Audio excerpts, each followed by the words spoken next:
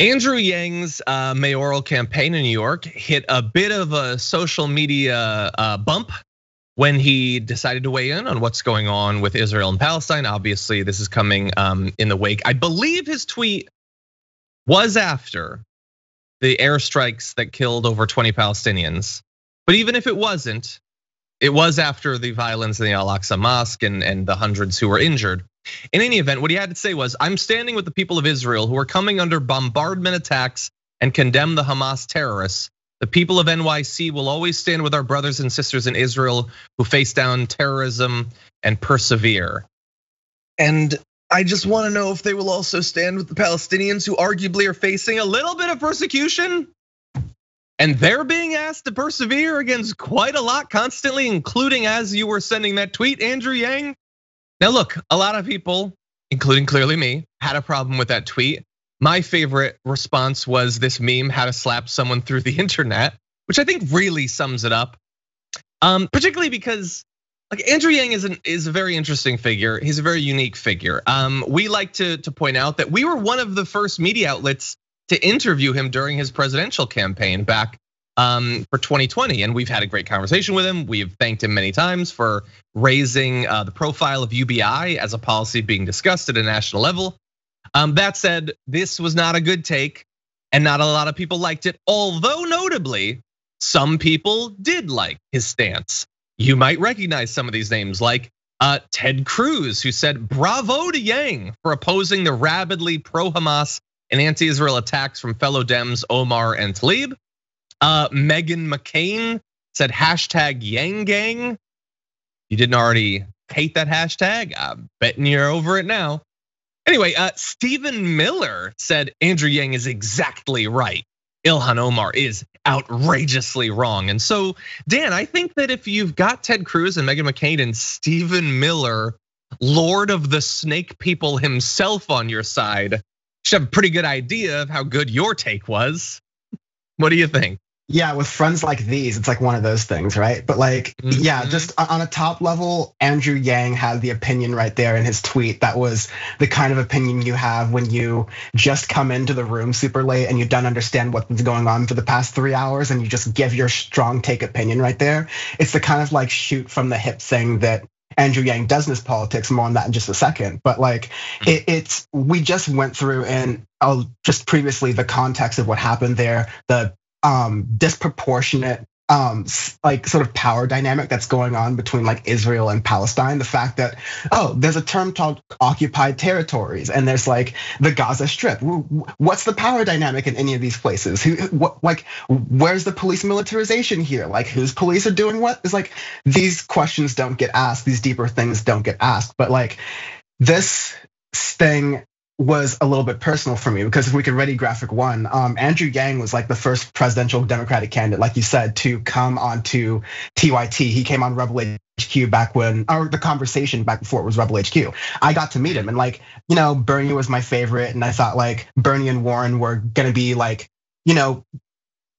and this happened by the media. They were immediately lionized by the financial media and said, these are gonna be wild socialists who are going to take away your things. But Andrew Yang, he was loved by a lot of media. He embraced independent media very early. Before Bernie Sanders had this whole controversy of going on the Joe Rogan Experience, Andrew Yang went on the Joe Rogan Experience to talk about UBI. And like Joe Rogan's become an increasingly indefensible person over the years. But to be able to use that platform and that audience to get a bunch of people interested in a fairly progressive idea, at least in theory, is really good. So my overall idea was that, like my optimistic take was that Andrew Yang could be a Trojan horse because of his malleability on some of these issues. I think you could convince him on a lot of things, and he had this broad appeal. And then I, as a producer of TYT at the time, watched the presidential debate that Andrew Yang was doing, and it was just like this.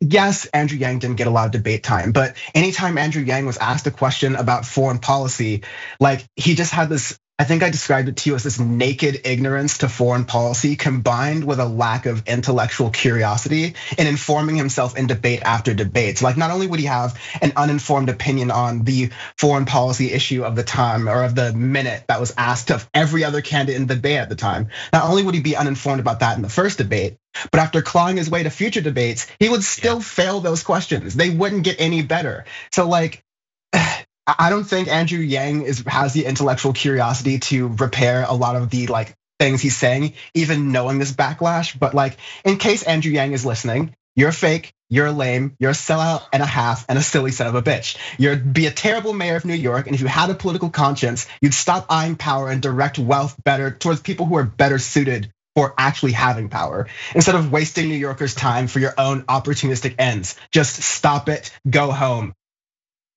So we got an answer to the question of how to slap someone through the internet. Dun-dun-dun. Geez, yeah. Yeah, look, he's an interesting guy. I've had some interesting conversations with him. He has some good ideas. And obviously he has a form of intellectual curiosity, comes up with some ideas that other people don't, but how he has changed over time, the change in his positions, which ones he's stayed firm on. He seems to not only be malleable, as you say, but malleable by like exactly the sort of people and groups and financial interests that we would not be interested in. And it's not to say that he's the worst guy ever. There are worse Democrats. There are worse. There's bad people, but this is a terrible take. He has to know how various groups will respond to that, and clearly he likes how certain groups, maybe electorally significant groups, will respond to it, and not how people who don't want Palestinians to be killed and oppressed will respond to it. And I haven't seen any follow-up on this yet, even despite the huge amount of criticism. So it's pretty bad.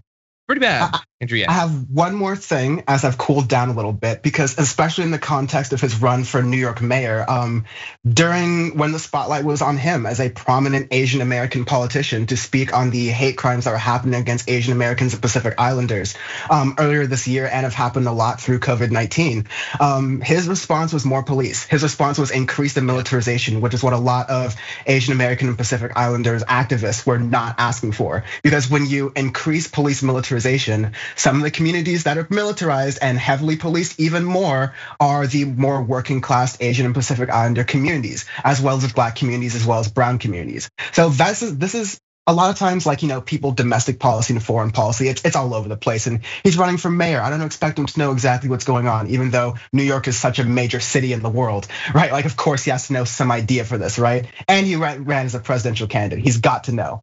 But it shows that he's especially this, because there's such a tie between militarization locally that he's fine with of the police and what he's fine with in foreign policy.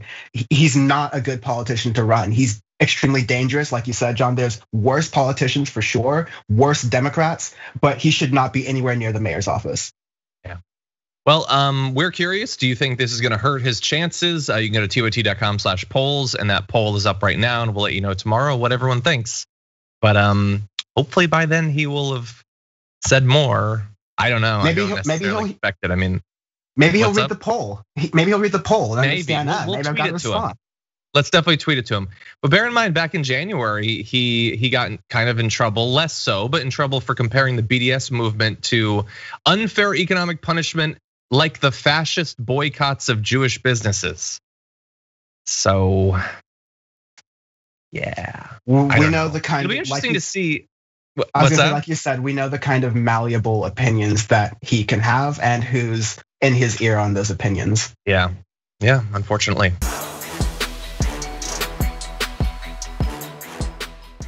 Check out the Damage Report podcast each day, wherever you get your podcasts, whether Pocket Casts or Stitcher or iTunes.